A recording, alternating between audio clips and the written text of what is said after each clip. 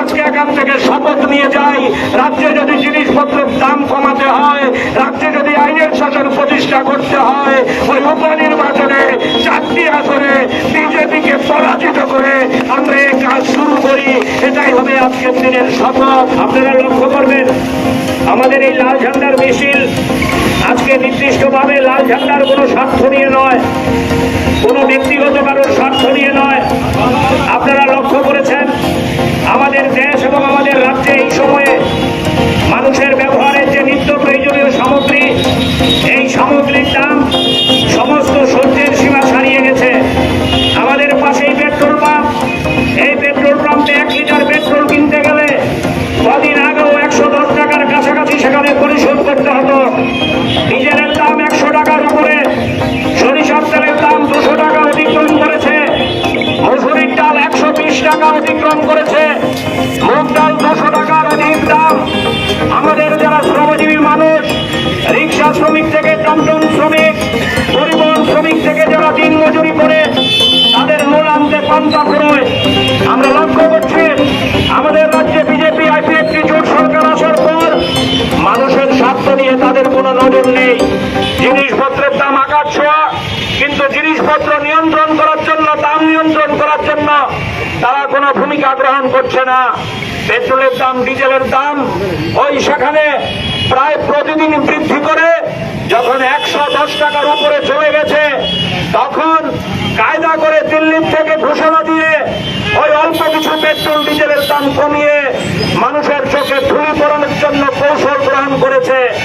আপনারা লক্ষ্য করবেন আমাদের দেশের প্রধানমন্ত্রী প্রতি মাসের শেষ রবিবার মন কি বাত মানুষের কাছে বক্তৃতা করেন, কিন্তু এই বক্তৃতার মধ্যে পেট্রোলের দাম নিয়ে কোনো কথা নেই, ডিজেলের দাম নিয়ে কোনো কথা নেই, মসুরির ডালের দাম নিয়ে কোনো কথা নেই, চালের দাম নিয়ে কোনো কথা নেই, আটার দাম নিয়ে কোনো কথা নেই, শ্রমজীবী মানুষের যে মজুরি কমে যাচ্ছে এটা নিয়ে কোনো কথা নেই।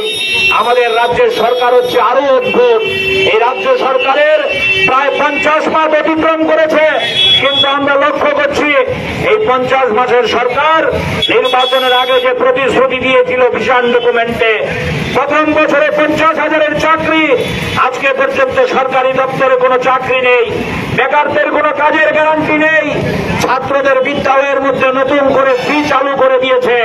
আপনারা লক্ষ্য করবেন আমাদের রাজ্য সরকার, আমাদের বিজেপি আইপিএফটি জোট সরকার নতুন কায়দা অবলম্বন করেছে।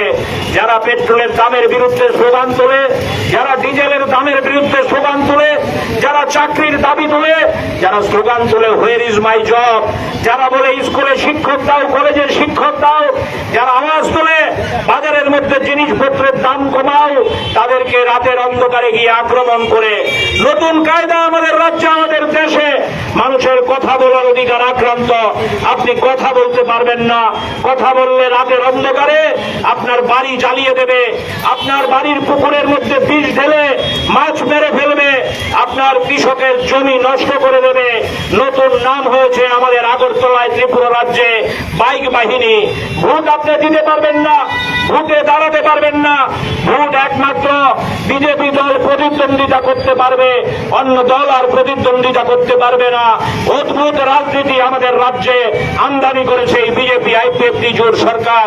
এই গণতন্ত্র হরণের বিরুদ্ধে আমাদের রাজ্যে আইনের শাসন প্রতিষ্ঠার দাবিতে আমরা আজকে সিপিআইএম এর পূর্ব আগরতলা অঞ্চল কমিটি এবং মধ্য বনমালীপুর অঞ্চল কমিটির উদ্যোগে জিনিসপত্রের এই অস্বাভাবিক মূল্য বৃদ্ধি প্রত্যাহারের দাবিতে, আমাদের রাজ্যে আইনের শাসন প্রতিষ্ঠার দাবিতে, এবং আপনারা জানেন আইনের শাসন প্রতিষ্ঠার প্রধান এবং প্রথম শর্ত হচ্ছে গণতন্ত্রকে মর্যাদা দেওয়া, গণতন্ত্রকে সম্মান করা।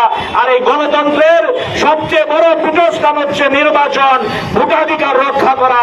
ওই আমাদের নির্বাচন কমিশন আগামী 23শে জুন আমাদের রাজ্যের 4টি বিধানসভায় উপনির্বাচন ডিক্লেয়ার করেছে। আমরা জানি এই উপনির্বাচনকে সামনে রেখে বিজেপি এবং তাদের দাবেদার দলগুলো ইতিমধ্যে সন্ত্রাসের রাজত্ব কায়েম করবে। আমরা আহ্বান করছি এই এলাকার মানুষদের কাছে, চলুন বন্ধু, রাজ্যে যদি আইনের শাসন প্রতিষ্ঠা করতে হয়, প্রধান এবং প্রথম শর্ত হচ্ছে এই উপনির্বাচনে বিজেপিকে পরাজিত করা। চলুন আমরা আজকে এখান থেকে শপথ নিয়ে যাই, রাজ্যে যদি জিনিসপত্রের দাম কমাতে হয়, রাজ্যে রাজ্যে যদি আইনের শাসন প্রতিষ্ঠা করতে হয়, ওই উপনির্বাচনে 4টি আসনে বিজেপিকে পরাজিত করে আমরা এই কাজ শুরু করি। এটাই হবে আজকের দিনের শপথ। চলুন এই শপথ নিয়ে আমরা যার যার পাড়ায় যাই, মানুষের কাছে যাই, মানুষকে নিয়ে গণতন্ত্র নিধনকারীদের বিরুদ্ধে আমরা প্রতিরোধের প্রতিবাদের ব্যারিকেড গড়ে তুলি। এই আহ্বান আপনাদের কাছে রেখে আপনাদের সবাইকে আরেকবার অভিনন্দন জানিয়ে আমার কথা বলা শেষ করছি।